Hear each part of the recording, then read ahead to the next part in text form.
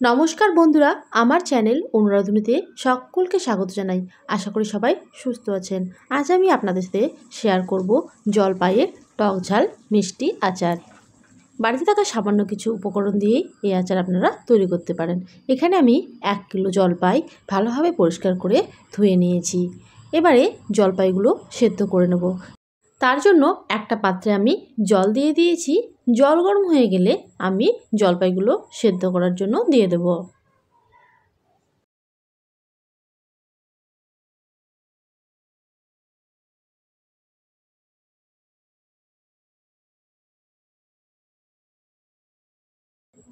জলপাই সেদ্ধর সময় কোনো রকম লবণ হলুদ আমি ব্যবহার করব না। জলপাই সেদ্ধ করতে আমার প্রায় 10 মিনিটের মতো সময় লেগেছে।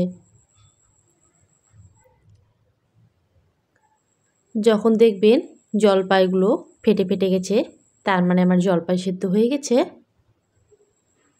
এই দেখুন বন্ধুরা, জলপাইগুলো ফেটে ফেটে গেছে। জলপাই খুব সুন্দরভাবে সেদ্ধ হয়ে গেছে। এবারে আমি জলপাইগুলো জল ঝরিয়ে নেব।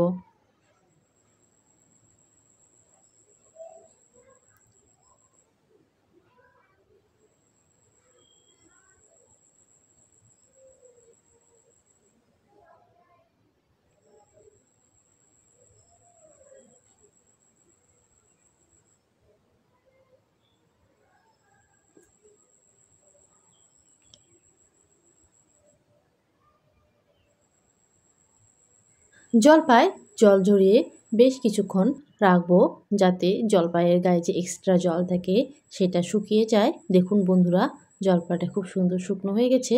এবারে আমি জলপাইগুলো এভাবে হাতের সাহায্যে ম্যাশ করে নেব। আচার তৈরির সময় আমাদের ধ্যান রাখতে হবে কোনো রকম জলের সংস্পর্শে যেন না আসে, তাহলে দীর্ঘদিন আচার আমাদের ভালো থাকবে। এবারে আমি একটা মশলা তৈরি করে নেব। তার জন্য শুকনো কড়াইয়ে আমি 8টা থেকে 10টা শুকনো লঙ্কা ভেজে নেব। শুকনো লঙ্কা হালকা ভাজার পর দিয়ে দেব 2 চামচের মতো পাঁচফোড়ন, দিয়ে দেব 1 চামচ গোটা জিরে, 1 চামচ গোটা ধনিয়া। নাড়িয়ে নেব, বেশি ভাজবো না। যখন মশলা থেকে সুন্দর একটা গন্ধ বেরোবে তখনই নামিয়ে নেব। বেশি ভাজলে কালো জিরেটা একটু তেতো হয়ে যাবে। যখন একটু হালকা গন্ধ বেরিয়ে আসবে তখন তুলে নেব। হালকা ঠান্ডা করে আমি মশলা বেটে নেব। মশলাটা আমি খুব বেশি গুঁড়ো করে বাটবো না, একটু দানা দানা ভাব থাকবে, তাহলে আচার খাওয়ার সময় মশলা মুখে পড়লে বেশ ভালো লাগবে খেতে। এরপরে কড়াইয়ে দিয়ে দেব বেশ কিছু পরিমাণ সরষের তেল। তেল গরম হয়ে গেলে ফোড়নে দিয়ে দেব 2টো শুকনো লঙ্কা।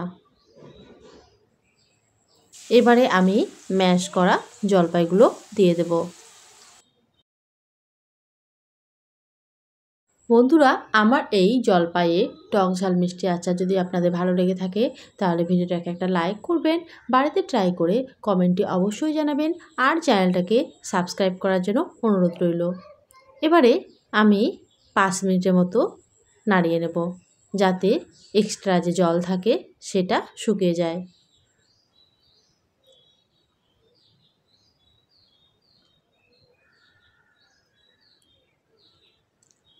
দিয়ে দেব 1 চামচ বিট লবণ। বিট লবণ দিলে এই স্বাদটা অনেকটাই বেড়ে যাবে, আর আপনারা চাইলে বিট লবণের পরিবর্তে নর্মাল লবণও ব্যবহার করতে পারেন। দিয়ে দেব হলুদ গুঁড়ো, মিক্স করে নেব।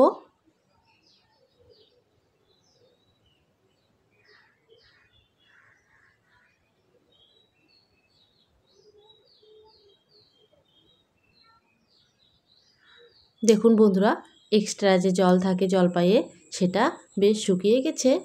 এবারে আমি দিয়ে দেব গুড়। আমি 1 কিলো জলপাইয়ের জন্য এখানে আধা কিলো গুড় ব্যবহার করেছি। আপনারা যদি আচার বেশি মিষ্টি খেতে চান তাহলে গুড়ের পরিমাণটা একটু বাড়িয়ে দেবেন। মিক্স করে নেব।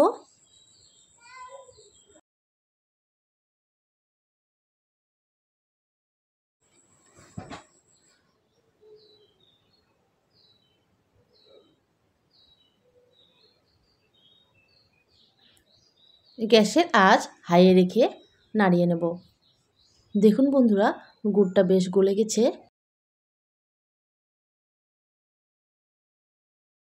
সম্পূর্ণ গুড় যখন গলে যাবে তখন গ্যাসের আঁচ কিছুক্ষণ হাইয়ে রেখে রান্না করব। নাড়তে থাকতে হবে, তা না হলে নিচে লেগে যাবে।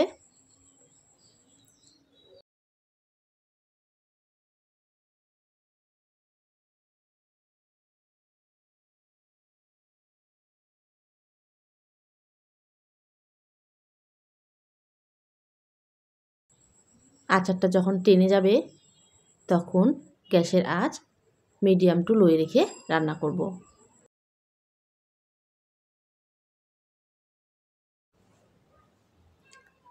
সমানে নাড়তে থাকবো, তা না হলে নিচে লেগে যাবে আর খেতে কিন্তু একদমই ভালো লাগবে না।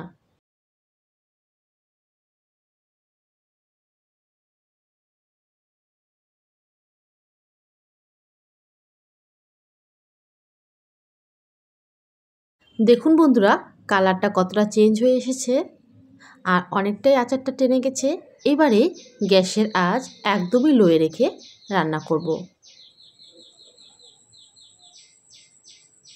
যতক্ষণ না আচার থেকে একটু করে তেল ছেড়ে দিচ্ছে ততক্ষণ আচারটা বেশ সুন্দর পাক করে নেব।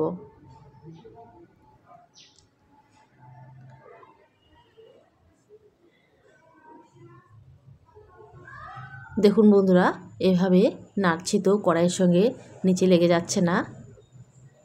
এবারে দিয়ে দেব গুঁড়ো করা মশলা, মিক্স করে নেব। আবারও 5 মিনিটের মতো লো আঁচে আচারটা তৈরি করে নেব। মোটামুটি আচারটা তৈরি করতে আমার 40 মিনিটের মতো সময় লেগেছে।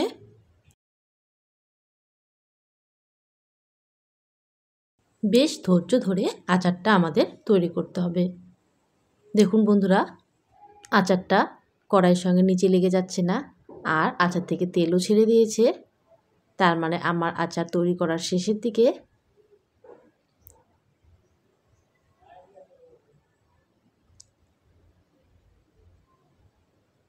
আচার আমার একেবারে তৈরি হয়ে গেছে। এবারে আচারটা আমি ঠান্ডা করে নেব। আচার ঠান্ডা হয়ে গেলে কাচের বয়ামে ভরিয়ে দেব। মাঝে মাঝে রোদ্রে দিতে হবে আর দীর্ঘদিন সংরক্ষণ করার জন্য আচার যাতে কোনো রকম জলের সংস্পর্শে না আসে সেদিকে ধ্যান দিতে হবে। ভালো থাকবেন, সুস্থ থাকবেন, ধন্যবাদ।